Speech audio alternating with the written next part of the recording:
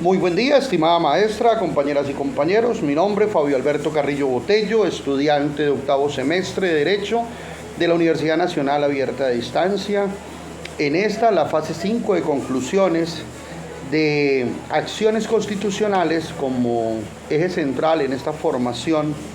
de jurisconsulto, procedo a hacer mis aportes con respecto a la acción de cumplimiento. Cabe señalar que esta tiene su epicentro en la Constitución Política de Colombia, en el artículo 87, que reza que toda persona podrá acudir ante autoridad jurídica para hacer efectivo el cumplimiento de una ley o de un acto administrativo. En caso de prosperar la acción, la sentencia ordenará a la autoridad renuente al cumplimiento del deber omitido. Esto, en palabras castizas o en otras palabras, podría configurarse como la herramienta ideal o fundamental que un individuo o un grupo de ciudadanos, quienes sientan que por acción del Estado o por acción del gobierno de turno, ya sea por estas acciones contrarias a la Constitución y la ley o por omisión de las mismas, tienen el derecho y el deber constitucional de buscar a través de las herramientas legales que tiene. Entre ellas se erige como una de las más importantes la acción de cumplimiento, y a través de ella poder ponerle coto a la acción o no acción u omisión del Estado o el gobierno de turno que perjudica y lacera los intereses colectivos y, por qué no, también la afectación con estos a los intereses individuales del pueblo, que es en esencia misma, según nuestro contrato social, de donde emana todo el poder y toda acción y toda necesidad misma de materialización de los derechos de nuestro territorio nacional. Ahora bien, desde este artículo 87 partimos con una reglamentación que se da en la Ley 393 de 1997, que reguló y tramitó todo lo concerniente al quehacer de la acción de cumplimiento. Esto es importante porque la acción de cumplimiento se encuentra entonces como la herramienta precisa para prevenir que, fruto de la insatisfacción popular, social, se dé origen a vías de hecho que pueden ser dirimidas o pueden ser contenidas con la acción misma de la materialización de esta acción de cumplimiento.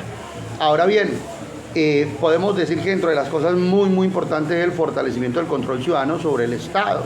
entendiendo que es uno de los deberes fundamentales del ciudadano en este modelo que transita Colombia hacia la gobernanza. Entendemos entonces que esto le faculta al ciudadano para que desde ese quehacer pueda forzar al Estado o al gobierno que está en cabeza transitoria de este Estado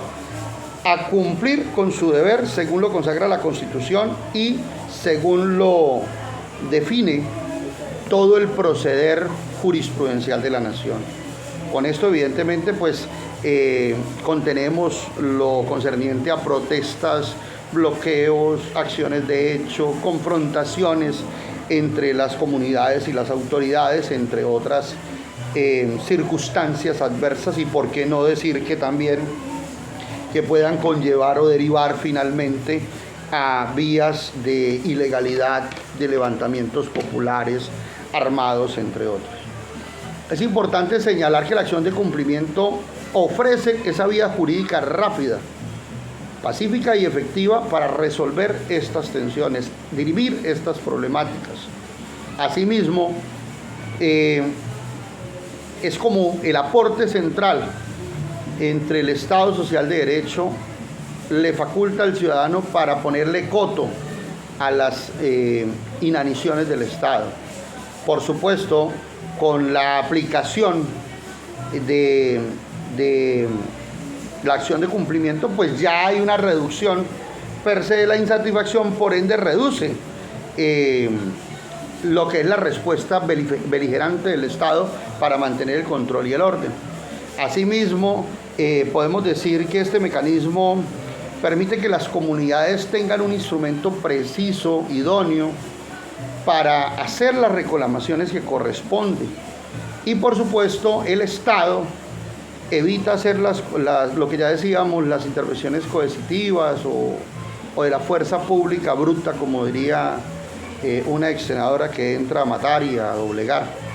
Es importante también señalar que todo esto tiene un ordenamiento jurídico. Esto hace que, por supuesto,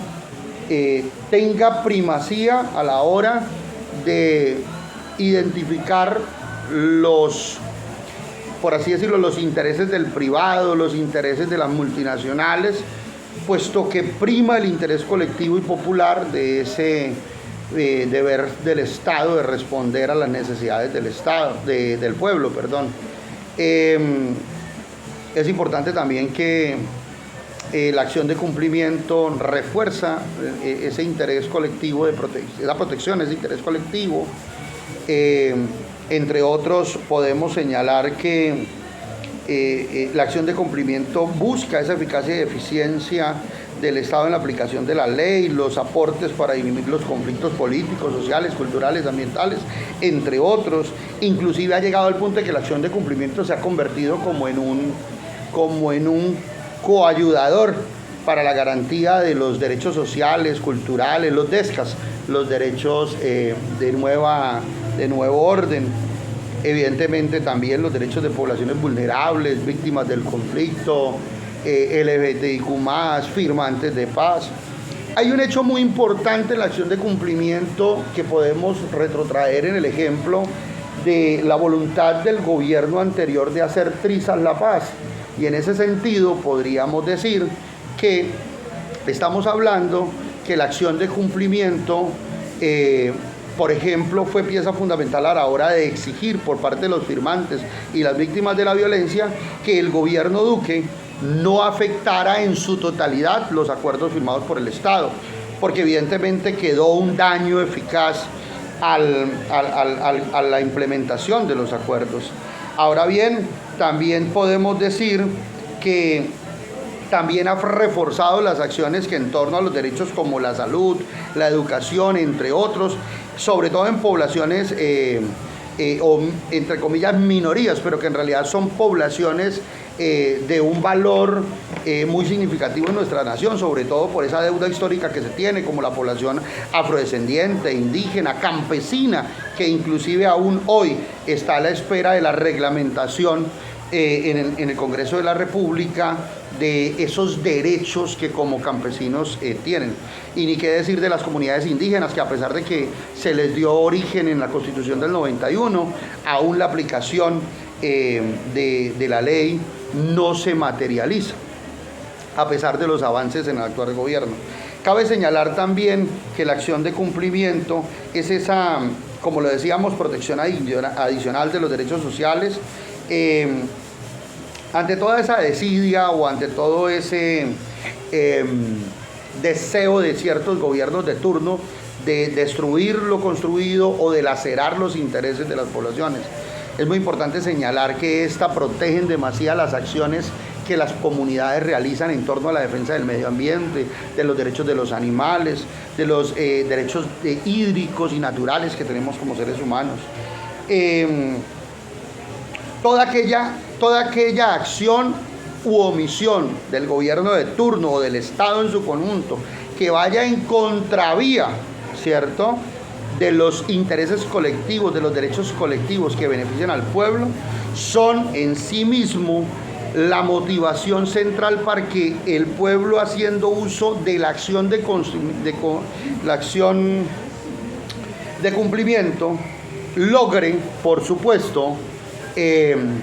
forzar a que ese gobierno, a que esas instituciones que vía desidia o vía intención pretende lacerar el bien común, pues por supuesto se contenga. En síntesis, la acción de cumplimiento, junto con lo que planteaba por ejemplo, Rodríguez Acevedo y Regifo Villamil en el texto sobre el 2015,